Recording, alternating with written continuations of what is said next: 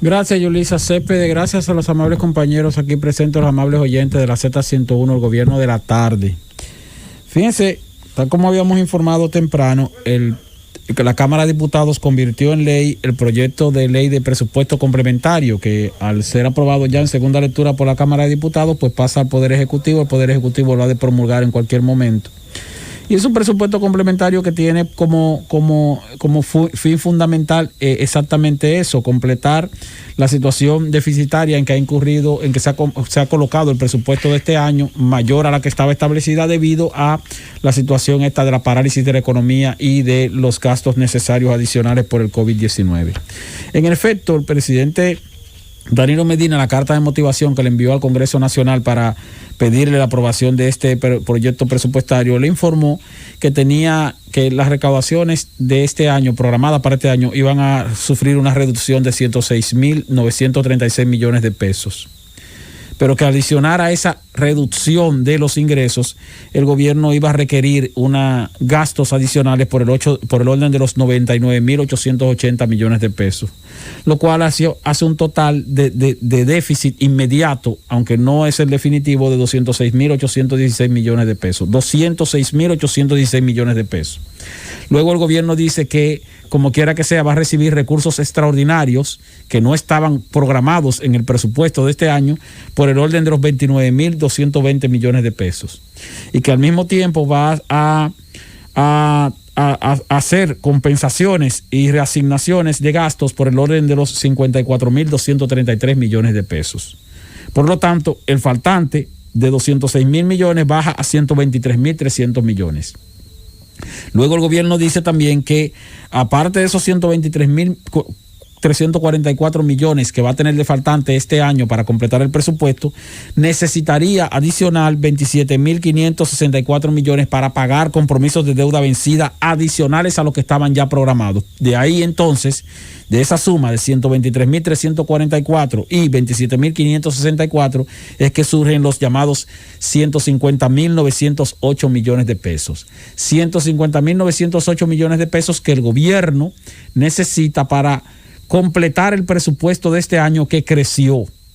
No solo tenemos una situación de caída de las recaudaciones y de necesidad de más gastos, sino que también el presupuesto en sentido global creció. En efecto, el presupuesto de este año era de 997.000 millones de pesos. Y va a ser entonces, ahora con el presupuesto complementario, el total va a ser de 1.070.312.255.666. Es decir, lo que se le está pidiendo al Congreso es una autorización para buscar financiamientos adicionales por 150.900 millones de pesos. Pero el presupuesto en sentido global, en sentido general, crece en 72.312 millones. O sea, no crece en la proporción en que se está, en la misma proporción en que se está, de la cantidad que se está solicitando de financiamiento adicional. ¿Por qué? Porque ese financiamiento adicional no es para gastar más esa misma cantidad, sino para compensar la caída de ingresos por un lado y para entonces completar los gastos adicionales por otro lado. Entonces, en este presupuesto el gobierno hace reasignaciones, en efecto, de los 29.000 millones de pesos que va a tener de ingresos extraordinarios, lo va a reasignar a varias instituciones. Al mismo tiempo hizo un cambio también, o asignó también gastos adicionales para cubrir situaciones en la presidencia, en las Fuerzas Armadas, en salud pública, obra pública, para pagar deudas de alrededor de 45.000 millones de pesos, de gastos adicionales a los 29.000 millones que también le van a ingresar de manera extraordinaria.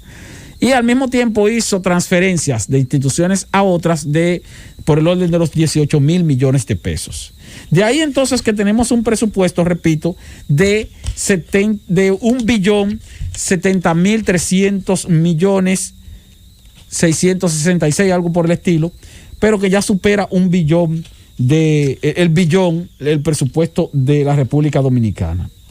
¿Por qué yo he dicho que es importante, incluso para la oposición, si llegara al poder, que este proyecto de presupuesto complementario se haya aprobado? Bueno, al presidente Danilo Medina le quedan de gestión gubernamental 56 días, señores.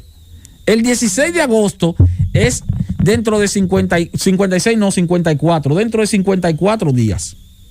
Es decir, que ya al presidente Danilo Medina le quedan menos de 2 meses de gestión gubernamental.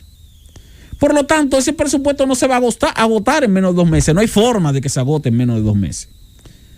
Sino que lo que va a quedar es un presupuesto ya aprobado, con recursos, lo que haya disponible, para que el próximo presidente de la República, ya sea Gonzalo Castillo o Luis Abinader, pues entonces pueda completar el año de manera mínimamente equilibrada con un presupuesto ya aprobado.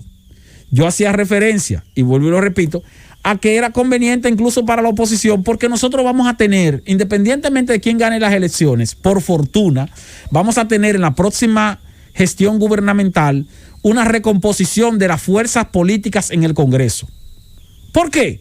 Porque nosotros vamos a tener elecciones donde va a haber voto preferencial, ya no voto de arrastre en lo que tiene que ver con el senador y el diputado. Entonces usted va a ir a votar con 3 boletas. Aquí usted va a votar el día 5 de julio 3 veces. Usted va a votar en la boleta presidencial, marcó, tiene su boleta presidencial. Luego en la boleta congresual usted va a votar por el senador de su preferencia. Y luego en la boleta también congresual, otra boleta, va a votar por el diputado de su preferencia. Quiere decir que usted tiene ahora la posibilidad de votar por 3 partidos distintos, si fuera ese el caso. Por un presidente de un partido, por un senador de un partido diferente y por un diputado de un partido diferente. Esa posibilidad de fraccionar el voto va a permitir entonces la posibilidad de que haya un Congreso que tal vez esté controlado por la oposición, ya sea una oposición PLDista o una oposición PRMista, dependiendo de quién gane la presidencia. Y entonces se le podía hacer difícil al próximo presidente que asumiera o que asumirá el 16 de agosto someter un proyecto de presupuesto complementario, tal vez teniendo un Congreso en contra.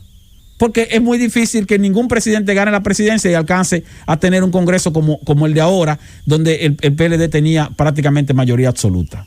Por eso, entonces, repito, fue positivo que el Congreso aprobara ese presupuesto complementario, y es positivo no solo para el gobierno actual que termina en 54 días, sino para el próximo que asuma la presidencia, ya sea Gonzalo Castillo por el PLD o el mismo Luis Abinader por el Partido Revolucionario Moderno.